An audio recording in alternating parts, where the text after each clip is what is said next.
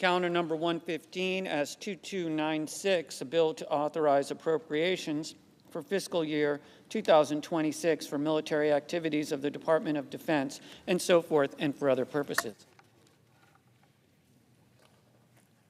Okay to go now?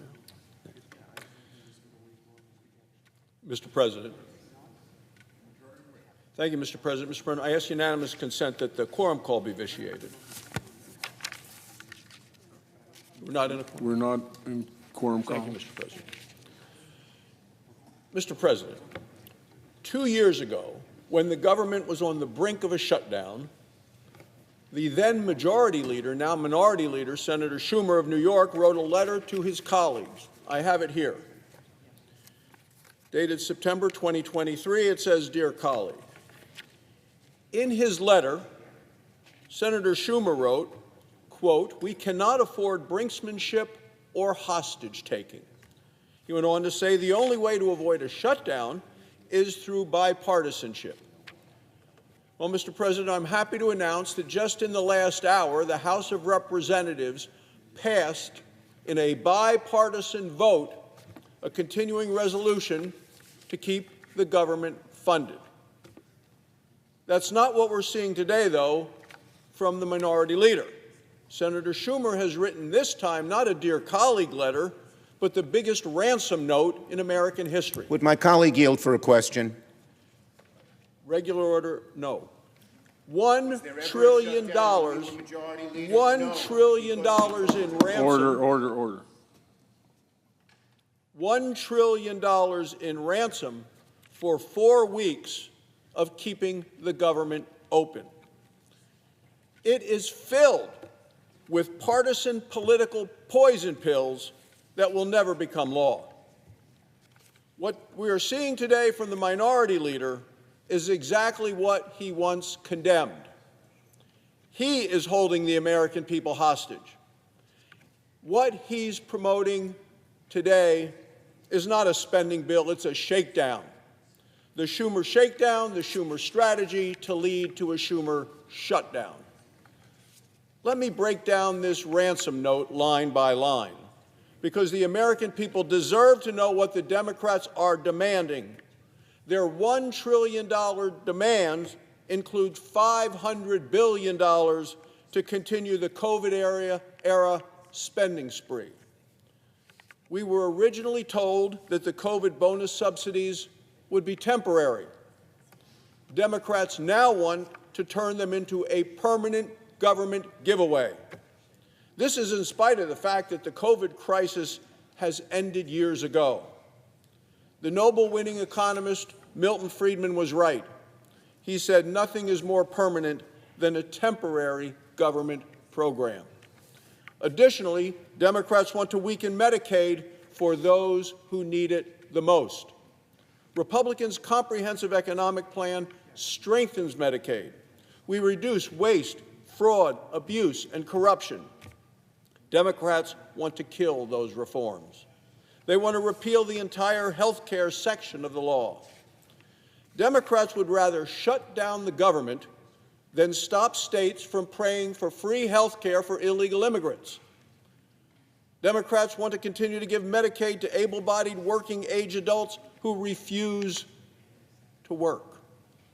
Democrats are holding America hostage for people who broke our laws and for people who refuse to get jobs. Now let's talk about money that the Democrats want to send overseas. This bill spends billions of dollars on radical climate projects. Zimbabwe, $13 million for, quote, civic engagement. Honduras, $25 million for, quote, climate resilience. West Africa, $40 million for, quote, low emissions development. Let that sink in. Republicans want to keep the government open, pay our troops here at home. Democrats would rather fund climate projects overseas and are willing to shut down the government if we're not willing to do that. Democrats are willfully wasting billions of hardworking American tax dollars on their liberal fantasies. Republicans are proposing 7 weeks of clean, funding. It's what's passed the House in a bipartisan way just an hour ago, and Democrats instead are demanding 7 figures for foreign slush funds. Mr. President, let me point out that Democrats do make some spending cuts. Regrettably, those cuts target our nation's most vulnerable hospitals in rural communities. Democrats want to eliminate the $50 billion Rural Hospital Stabilization Fund. It's something we just passed earlier this year, passed it this summer. It's something that I hear about from our hospitals at home and how grateful they are. And I'm a doctor. I practiced medicine in my home state of Wyoming for more than 20 years. I was president of the Wyoming Medical Society. I know the stresses and strains on rural hospitals, and that's why this was passed. And Mr. President, your home state of West Virginia experiences exactly the same thing. We both know how many small community hospitals need the kind of help that we were able to pass, that the Democrats now want to strip away. With rural hospitals under significant stress, the last thing Congress should do is remove the funds designated to help keep them open. And they want to instead spend this money in foreign countries. That's what the Democrats want to do. Let me return to Senator Schumer's own words. We cannot afford brinksmanship or hostage-taking, yet hostage-taking is exactly what he is doing today. Senator Schumer's demanding $1 trillion in new spending for keeping the government open for just 4 weeks. He's sending billions of dollars to foreign countries, but slashing billions of dollars for rural hospitals in our own country. Subsidizing free health care for people who refuse to get jobs, but threatening the paychecks of the people whose jobs it is to keep our nation safe. He's demanding a far-left wish list, or else he wants to shut down the government. That's the Democrat strategy today. Make no mistake, Republicans will hold Democrats accountable for supporting this dangerous political theater.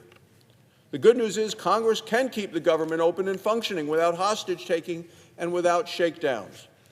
Republicans' clean, continuing bipartisan resolution that just passed the House with a bipartisan vote is ready to go. 7 weeks long, it gives Republicans and Democrats on the Appropriations Committee the time they need to finish their work. And I see the chairman of the Appropriations Committee and ranking member on the floor right now. The House passed it today, bipartisan. The President says he'll sign it. Senate Democrats voted for similar bills, not once, not twice, but 13 times when Joe Biden was president. There's only one person standing in the way of keeping the government open, and that is the minority leader. He has said it himself, we cannot afford hostage-taking. I would say to the minority leader, stop holding the government hostage, stop holding the American people hostage, get rid of the ransom note, keep the government open. The American people deserve better than $1 trillion shakedown. Thank you, Mr. President. I yield the floor. The Democratic leader. I would just make one point to my good friend from Wyoming. When we were in the majority for 4 years, there was not a shutdown, not one. Why? Because we did what you're supposed to do. Talk in a bipartisan negotiation, and each side has input. The reason we're having a shutdown now is you and your leadership refuse to talk to Democrats and have any input, and want only your imprimatur on the bill, which we believe hurts Americans badly with health care. Never a shutdown when we were in the leadership. So you can quote all the things you want. We did it the right way. You are not.